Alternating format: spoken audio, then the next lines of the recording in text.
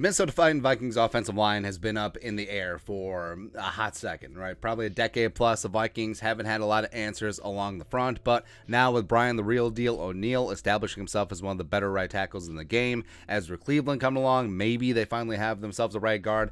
Who knows with center? But 2021 first round pick, number 23 overall, Christian Darrisaw, I think has a chance to really up his game in 2022 as he enters his second season with the Vikings, mainly because he has a full offseason to work with. And Darrisaw was an absolute monster at Virginia Tech. His final season at Blacksburg, he allowed 0 sacks and only 5 pressures, had 1 penalty his final season, 95.7 PFF grade, highest of any Power 5 tackles heading into the draft that year. And the Vikings absolutely got a steal when they were able to maneuver, trade down with the Jets after they went from 14. The Jets came up for Elijah Vera Tucker, the great guard from USC, and the Vikings at 23 scooped up Christian Darrisaw. But as he was working back from core muscle surgeries, he sat out most of OTAs, he sat out most of minicamp, and he sat out nearly all of training camp and preseason, and he was up on blocks. What could you do? And they eased him into action starting week 5. He got his first start a couple weeks later, and the rest of the season he was the Vikings left tackle, and he was pretty damn good, all things considered. PFF pointed out over the final 8 weeks of the regular season, Darrisaw earned an 85.4 run blocking grade, highest among rookie offensive tackles.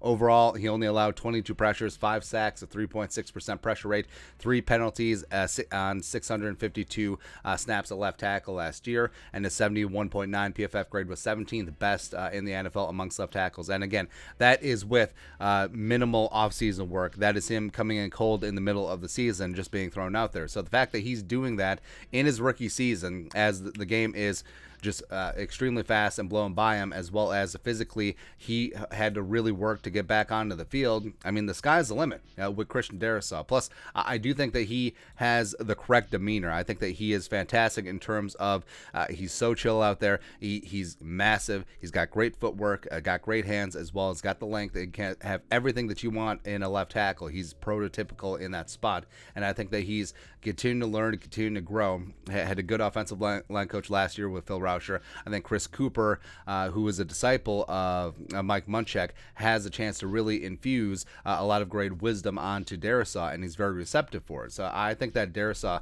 this year, with a full off season, working with Ezra as his left guard, full off season to build up some chemistry with the other offensive linemen, I think that Darrisaw has a chance to really go boom in year 2, and I think that he has the ceiling to be a perennial Pro Bowl left tackle, maybe even an all-pro guy. So the Vikings finally are reaching the point where, hey, we can set it and forget it. We have 2 great bookend tackles, flesh out the rest of the offensive line, and this is going to be a dangerous, dangerous team going forward. Because, hey, just imagine if you didn't have to worry about the Vikings pass blocking, how much that's going to open things up for Kirk Cousins, how much that's going to open things up for Jefferson and Thielen, etc. And it all starts with Christian Darrisaw on the blind side, and I think that the Vikings fans are going to be pleasantly surprised by the pride of Virginia Tech in 2022. But your thoughts? Darrisaw can be elite in year 2. Let us know in the comment section below. Subscribe for daily Vikings takes. Want to support the work? Put a little something in the Venmo. But till next time, Skull Production Value.